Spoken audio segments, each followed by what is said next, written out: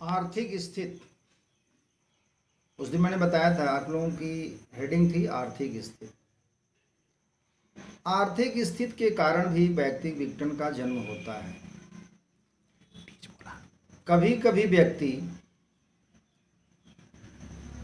अपनी आवश्यकताओं की पूर्ति के लिए मनमाने एवं अस्वीकृत ढंग से व्यवहार करने को मजबूर हो जाता है। निर्धनता और बेकारी क्या करती है? इंसान को भीख मांगने, चोरी करने, अपराध करने की ओर प्रेरित करती है। अपराध करने की ओर प्रेरित करती है। कुछ स्त्रियों को वेश्यावृत्ति तक अपनानी पड़ जाती है।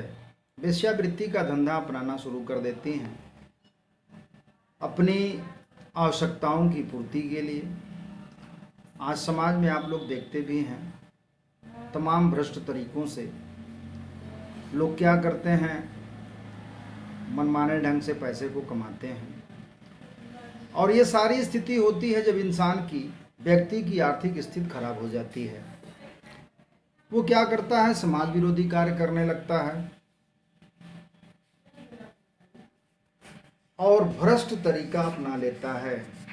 चोरी, बेईमानी, अपराध, बहुत कुछ कार्य इंसान करने लगता है जब उसकी आर्थिक स्थिति खराब हो जाती है। उसके बाद नंबर आ जाता है, पॉइंट हो जाती है इसमें औद्योगिकरण और नगरीकरण। औद्योगिकरण और नगरीकरण के कारण हमारे समाज का तो विकास हुआ, लेकिन उसके साथ साथ हुआ क्या हमारे देश में? औद्योगिकरण एवं नगरीकरण के कारण हमारे देश में आवास की समस्या उत्पन्न हुई। आज आप लोग देखते भी हैं कि छोटे से रूम में 10 से 12 लोग, 15 लोग रहते हैं। इससे होता क्या है कि अगर कोई बीमारी हो जाती है तो सारे परिवार को बीमारी हो जाती है। तो औद्योगिकरण और नगरीकरण के कारण सबसे बड़ी समस्या जो हमारे यहाँ उत्पन्न हुई और हमारे समाज में कहा जाए जो उत्पन्न हुई, वह हुई आवास की समस्या।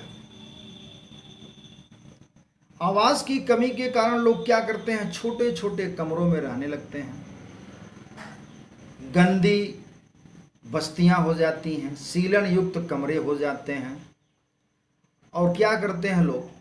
मजबूरी बस वहां पर रहने के लिए बाध्य हो जाते हैं। और उससे क्या होता है? औद्योगिकरण नगरीकरण के कारण कि तमाम लोग बीमारियों के शिकार हो जाते हैं। तमाम बीमारियां उन्हें पकड़ लेती हैं। और क्या होता है कि उनके व्यक्तित्व का समुचित या स्वस्थ कह लिया जाए, उनके व्यक्तित्व का समुचित विकास, स्वस्थ विकास नहीं हो पाता। और वे क्या करते हैं, वहाँ पर जो रहने वाले बच्चे होते हैं, शिक्षा का स्तर उतना अच्छा नहीं मिल पाता। वे क्या करते हैं, ऐसी गंदी बस्तियों में क्या होता है, तमाम अपराध जन्म ले लेते हैं। जैसे जुआ, शराबखोरी, चोरी, बाल अपराध एवं वेश्यावृत्ति, ये सब जन्म लेने लगती हैं। कहाँ पर? औद्योगिकरण एवं नगरीकरण के कारण, जो व्यक्तिगत विघटन में योगदान देता है। बात आ जाती है जनसंख्या की। अधिक जनसंख्या, आप लोग पढ़े भी होंगे, शुरुआत से भी आप लोग जानते हैं कि अधिक जनसंख्या होने के कारण क्या होता है? प्रति व्यक्ति आय कम हो जाती है। और जब प्रति व्यक्ति आय कम हो जाती तो क्या होता है? निर्धनता और गरीबी जन्म लेने लगती है। और अधिक जनसंख्या के कारण योग्य एवं काम, जो व्यक्ति योग्य है, जो काम करने का इच्छुक है, उसको काम नहीं मिल पाता है।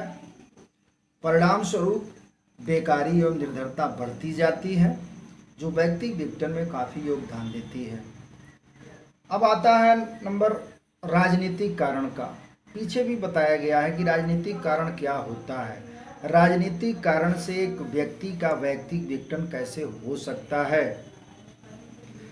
राजनीतिक कारण में आप लोग देखेंगे आजकल क्या होता है, कूटनीति, गुटबंदी, सार्वजनिक जीवन में भ्रष्टाचार। सार्वजनिक जीवन में भ्रष्टाचार आगे आपको चैप्टर भी मिलेगा।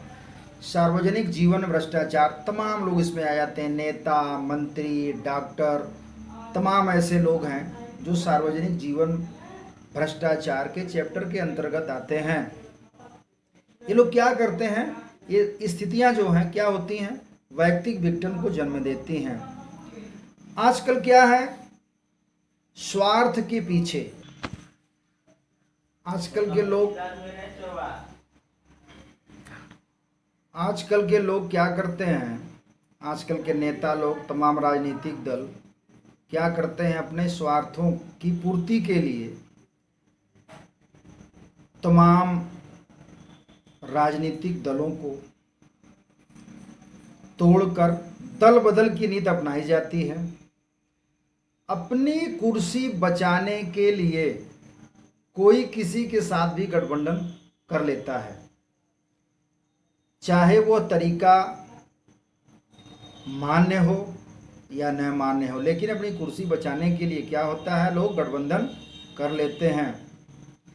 जन कल्याण की बात आज देखते हैं, जब आजकल के नेता जब आते हैं गांव में, घूमते हैं, भाषण देते हैं, तो तमाम तरह की बातें करते हैं, जन कल्याण की बातें करते हैं कि हम यह कर देंगे, ऐसा कर देंगे, वैसा कर देंगे।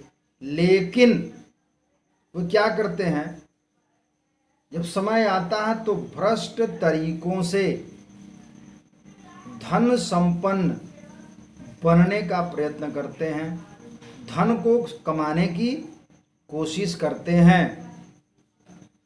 जो समाज मान्य व्यवहारों, प्रतिमानों के विपरीत होता है, परिणाम स्वरूप व्यक्ति के जीवन संगठन में समाज विरोधी अभिवृत्तियां और मूल्य समाहित हो जाते हैं, जो व्यक्तिगत विघटन के लिए उत्तरदायी होते हैं। फिर बात आती है, पॉइंट आ जाती है आपका युद्ध। अब आप समझेंगे कि युद्ध के कारण कैसे व्यक्ति विघटन हो सकता है, युद्ध से हमारे समाज का क्या संबंध है। युद्ध के द्वारा भी सामाजिक विघटन हो जाता है, पारिवारिक विघटन भी हो जाता है, व्यक्तिगत विघटन भी हो जाता है। तो युद्ध एक ऐसी चीज है, सब लोग जानते हैं कि युद्ध के दुष्परिणाम क्या होते हैं, कैसे होते हैं। युद्ध क्या करता है, बाल, वृद्ध, युवक, पत्नी, माता और सभी लोगों को कम या अधिक मात्रा में प्रभावित जरूर करता है। युद्ध के कारण क्या होता है, आप लोग देखे होंगे, किसी परिवार में अगर कोई एक व्यक्ति कमाने वाला है, अगर वो मर जाए तो क्या होगा, वो परिवार बेकार हो जाएगा, उस परिवार की आर्थिक स्थिति खराब हो जाएगी।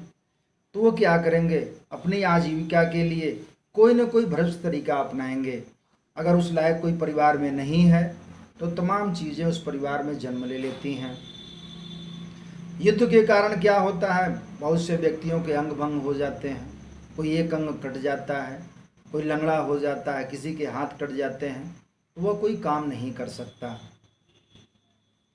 तो क्या होता है, इससे उनके परिवार जो युद्ध में घायल होते हैं या जो मर जाते हैं, ऐसे परिवारों को क्या होता है, भय होने लगता है, चिंता होने लगती है और आर्थिक असुरक्षा की भावना महसूस होने लगती है। और क्या करते हैं लोग, परिणाम स्वरूप भ्रष्ट तरीके से अपने आजीविकोपार्जन करते हैं, जो व्यक्तिगत विघटन के लिए उत्तरदायी होती है। बात आ जाती है प्रचार के साधन। आप फर्स्ट पेपर में भी पढ़ेंगे प्रचार, यहाँ तो आप पढ़ेंगे कि प्रचार व्यक्ति विघटन को जन्म देता है, लेकिन जब आप फर्स्ट पेपर में पढ़ेंगे तो समाजीकरण में प्रचार की भूमिका, समाजीकरण में भी प्रचार की भूमिका आती है। कि समाज को बचाने के लिए क्या प्रचार कितना अच्छा काम कर सकता है। प्रचार के साधन क्या होते हैं आप लोग जानते हैं, रेडियो, सिनेमा, टीवी, समाचार पत्र, पत्रिकाएं, ये क्या करती हैं, ये प्रचार के जो साधन हैं ये कभी कभी क्या करते हैं, दुष्परिणाम उत्पन्न कर देते हैं।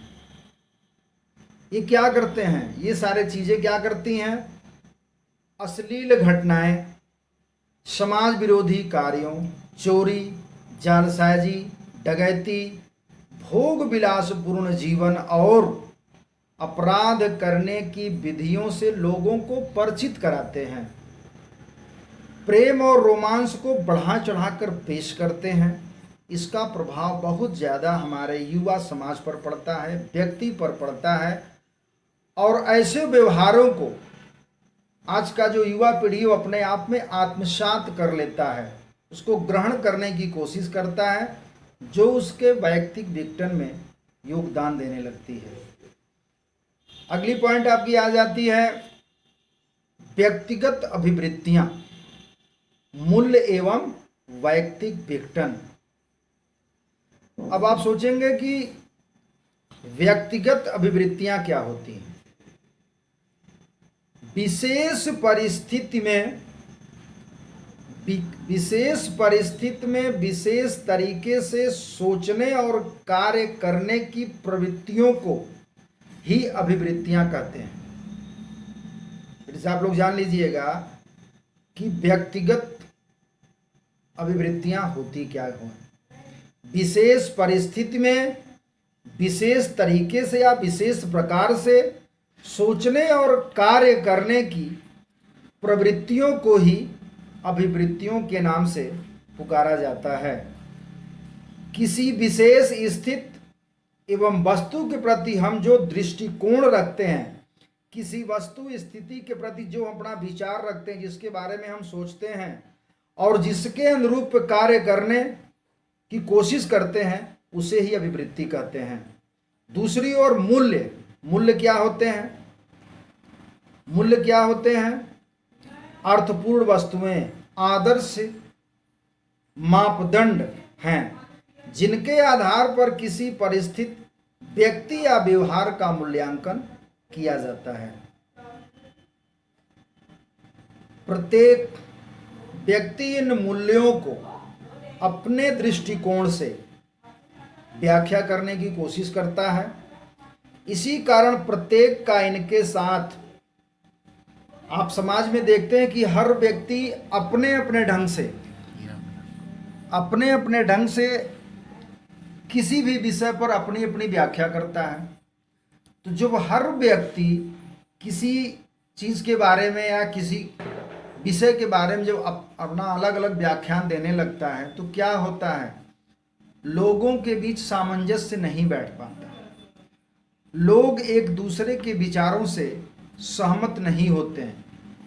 तो क्या होता है समाज में, जब लोग एक दूसरे के विचारों से सहमत नहीं होते हैं तो क्या होता है, उनका समायोजन नहीं हो पाता। जब समायोजन नहीं हो पाता तो क्या होता है, व्यक्ति के भूतकालीन अनुभवों के आधार पर ही उसकी अभिवृत्तियां बनती हैं। जब व्यक्ति सामाजिक मूल्यों के विपरीत अपनी अभिवृत्तियां बना लेता है तो वहां संघर्ष की स्थिति उत्पन्न होती है। परिणाम स्वरूप वैयक्तिक विघटन विभिन्न स्वरूपों जैसे बाल अपराध, आवारागर्दी, वेश्यावृत्ति, कत्ल एवं आत्महत्या आदि के रूप में प्रकट होता है।